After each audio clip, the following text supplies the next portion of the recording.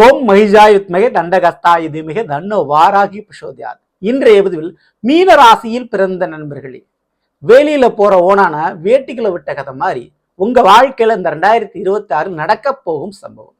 நீங்க அதுல இருந்து தப்பிக்கணும்னா, கடன் இல்லாம இருக்கணும்னா, கஷ்டப்படாம இருக்கணும்னா, ஒரு பிரச்சனையில மாட்டிக்காம இருக்கணும்னா கண்டிப்பா இந்த தவறுகளை செய்யக்கூடாது. அது என்னங்க தவறுகள் இன்றைய பதில அதை பத்தி தாங்க விரிவா விளக்கமா நம்ம பார்க்க போறோம். பதிவை ஃபுல்லா பாருங்க நம்ம சேனல்ல. ஏற்கனவே 8 வயது முதல் 80 வயது வரை உள்ளவர்களுக்கு உண்டான முழுமையான புத்தாண்டு பலன் பதிவிட்டாச்சு. பார்க்காதவங்க சேனல்ல போய் பாருங்க. மேலும் டிஸ்கிரிப்ஷன் லிங்க் தரேன், பிரஸ் பண்ணி பார்த்து பயனடைஞ்சுங்க. மறக்காம நம்ம சேனல் சப்ஸ்கிரைப் பண்ணிட்டு கூட தர பெல்லைக்கான பிரஸ் பண்ணிட்டு பக்கத்தில் ஒரு ஆளுன்ற தவறாம செலக்ட் பண்ணிச்சுங்க. அவ்வளவுதான் நாங்கள் பதிவிடக்கூடிய அடுத்தடுத்த பதிவுகள் உங்களுக்கு உடனுக்குடன் நோட்டிபிகேஷனாக வந்து சேரும். நல்லதே நடக்கும். ஓம் நம சிவாயம். எல்லாம் இல்ல ஸ்ரீ பாராகியமன் திருடி சரணம். உலகத் தமிழ் நெஞ்சங்கள் அனைவருக்கும் உங்கள் சுசரி ராஜ கணபதியின் அன்பான வணக்கங்கள். இன்றைய மீன ராசியில் பிறந்த நண்பர்களே, மீன ராசி 2026 வருடத்தில் உங்களுடைய ராசியில் இருக்கக்கூடிய சனிவான் எந்த விதமான மாற்றமும் இல்லாம உங்க ராசியில தான் முழுமையா பயணிக்க போறாரு. உத்திரட்டாதி நட்சத்திரத்தில் பயணிக்க போகிறார். ஸோ ராசியை விட்டு அவர் விலகப் போவதில்லை. சனிவான் ஜென்மத்தில் இருக்கிறதுனால நேர்மை, நியாயம், சத்திய தர்மத்தோடு நீங்கள் பயணிப்பது ரொம்ப ரொம்ப நல்லது. மேலும் கடமை முடியும், கர்மா வேலைக்கு ஆரம்பிக்கும். ஸோ கர்மா வேலை பார்க்க ஆரம்பிக்கும். ஓகேங்களா? ஸோ கடமைகள் முடியக்கூடிய வருடமாக இது இருக்கு. காரணம், 6ஆம் வீடான சிம்மத்தில் கேதுவன் அமர்ந்திருக்கிறார். ஞானக்காரகன், மோட்சக்காரன். கடமையை செய்ய வைப்பார், ஆனால் கர்மாவை ஆரம்பிச்சு விடுவார். ஓகேங்களா? போன ஜென்மத்தில் நாம செய்த பாவ புண்ணியங்களுக்கு ஏற்ப இந்த ஜென்மத்தில் ஒரு நல்லதையும் ஒரு கெட்டதையும் நமக்கு கொடுக்கக்கூடிய 2 கிரகங்கள். அதுல ராகு நல்லதை கொடுப்பாரு, கேது கெட்டதை கொடுப்பார். போன ஜென்மம் என்னத்தை பாவம் பண்ணமோ அந்த பாவத்துக்கு பனிஷ்மெண்ட் யார் கொடுப்பா? கேது தான் கொடுப்பார். அவர் இப்போ எங்க அமர்ந்திருக்கிறார் அப்படின்னா 6ஆம் வீடான சிம்ம ராசியில் அமர்ந்திருக்கிறார்.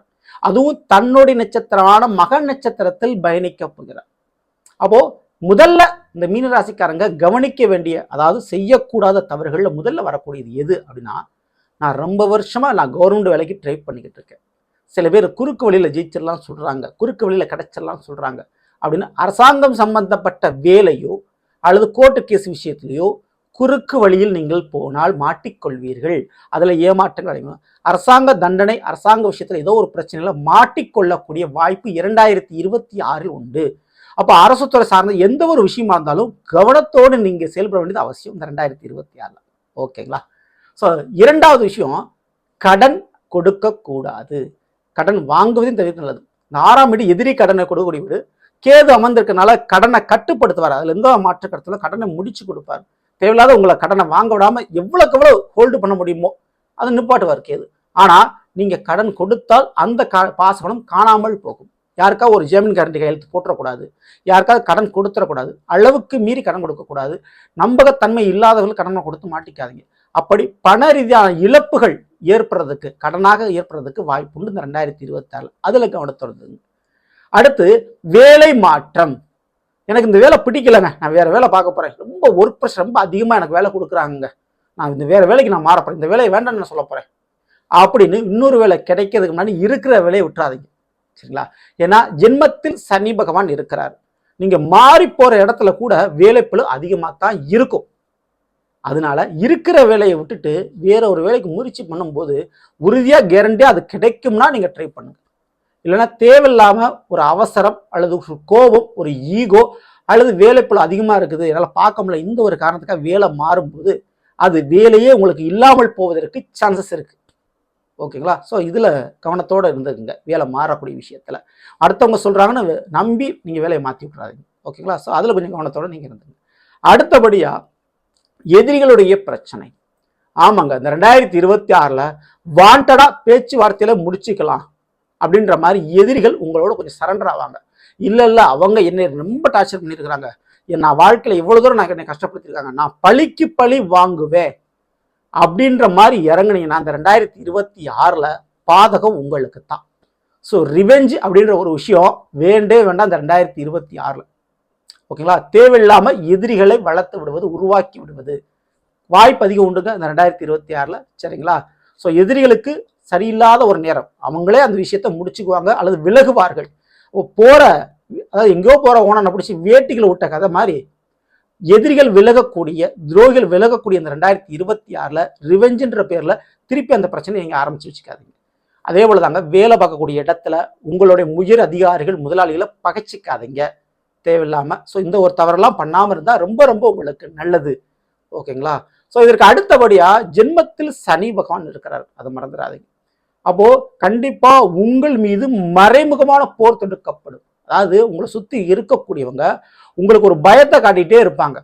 ஸோ உங்களுடைய சொந்த பந்தங்கள் உறவுகளாக இருக்கட்டும், ஏதோ ஒரு விஷயம் எனக்கு நடக்குது, யாரோ ஒருத்தவங்க எனக்கு செய்வனை வைக்கிற மாதிரி இருக்கு, ஏதோ ஒரு வசியம் இருக்கிற மாதிரி இருக்கு, ஏதோ ஒரு விஷயம் மாந்திரிக விஷயம் எனக்கு பண்ற மாதிரி இருக்கு அப்படின்னு ஒரு பயம் உங்களுக்கு உருவாகும். ஸோ அதுக்காக அவசரப்பட்டு போய் பணங்காசை செலவு பண்ணிடாதீங்க. மாந்திரிக தாந்திரிக விஷயத்துல மாட்டிக்காதீங்க. தெய்வம் மட்டுமே துணை, அதுவும் குலதெய்வம் மட்டுமே துணை. குலதெய்வத்தை மட்டும் நம்பிக்கிட்டு சில காரியங்கள் பண்ணுங்க, அதுவே போதுமானது. சரிங்களா? ஸோ அது போக வேலை பார்க்கக்கூடிய இடத்துல அல்ல சொந்த பந்தங்கள் தேவையில்லாம உங்க மீது ஒரு பழி போடலாம். அந்த பழிக்கு பயந்துராதீங்க. சரிங்களா? அவச்சொல்லுக்கு பயந்துராதீங்க. ஓகேங்களா?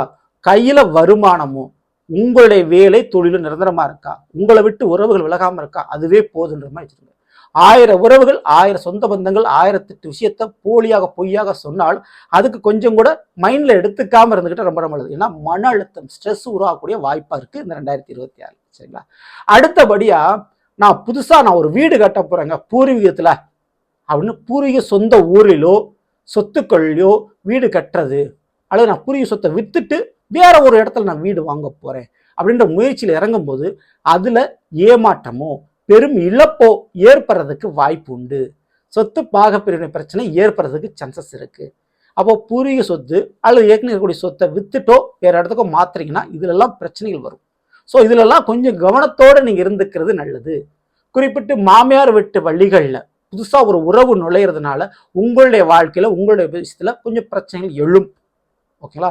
தேவையில்லாம மாமியார் வீட்டு வழிகளில் இருக்கக்கூடிய பிரச்சனைகளை நீங்க தலையிட்டுக்காம இருக்கிறது ரொம்ப ரொம்ப நல்லது. இது தவறாம நீங்க ஃபாலோ பண்ணீங்க. குறிப்பிட்டு மீன ராசிக்காரர்களுக்கு இந்த கால்வழி சார்ந்த பிரச்சனைகள், அதிகமான பயணங்கள், அதிகமான டிராவல் 2026 ஏற்படும். அதுல மாட்டுக்கருத்து இல்லை. ஆனா வேற வழியில பயணிங்க, அதனால பலன் உண்டு, பணமும் உண்டு. சரிங்களா? மேலும் நான் ஏற்கனவே முதல்ல சொன்ன மாதிரி வேலியில போறவனா வேட்டிக்குள்ள விட்ட கதை மாதிரி சில பிரச்சனைகள் இந்த 2026 கோர்ட்டு கேஸ் வழக்குகள் மற்றும் உங்களோட வயசு மூத்த அதிகார பதவியில் இருக்கக்கூடியவருடைய எதிரிகளாக இருந்தால் அவருடைய பிரச்சனை இப்போ படிப்படியா குறையும். ஆனா ரிவெஞ்சுன்ற பேர்ல, கோபம் ஈகோன்ற பேர்ல திருப்பி அவங்களோட நீங்க ரிவெஞ்ச் எடுத்தீங்கன்னா அந்த பிரச்சனை உங்களுக்கு பெரிய தலைவலி அமைஞ்சிடும். அதை மட்டும் நீங்க தவிர்த்துருங்க. மற்றபடி நீங்க பயப்படாம இருக்கலாம். எல்லாத்துக்கும் மேல குரு பகவான் ஜூன் மாதத்திற்கு பிறகு கடக ராசியிலிருந்து உச்ச பார்வையாக, அதாவது 9ஆம் பார்வையா உங்களை பார்க்க போறாரு. ஓகேங்களா? ஸோ அப்போ ஜூன் மாசம் வரை கொஞ்சம் பல்ல கடிச்சிட்டு சமாளிச்சிருங்க. ஜூன் மாதத்திற்கு பிறகு மீன ராசிக்காரர்களுக்கு கண்ணீரும் கடனும் இல்லாமல் கஷ்டப்படாமல் கவலைப்படாமல் இருக்க முடியும். முடிந்தளவு தெய்வத்தை வழிபாடு பண்ணுங்க. குல தெய்வத்தினுடைய அனுகிரகம் ஜூன் மாதத்திற்கு பிறகு பரிபூர்ணம் உங்களுக்கு கிடைக்கும். சரிங்களா? தவறாம இந்த வழிபாடு பண்ணிங்க.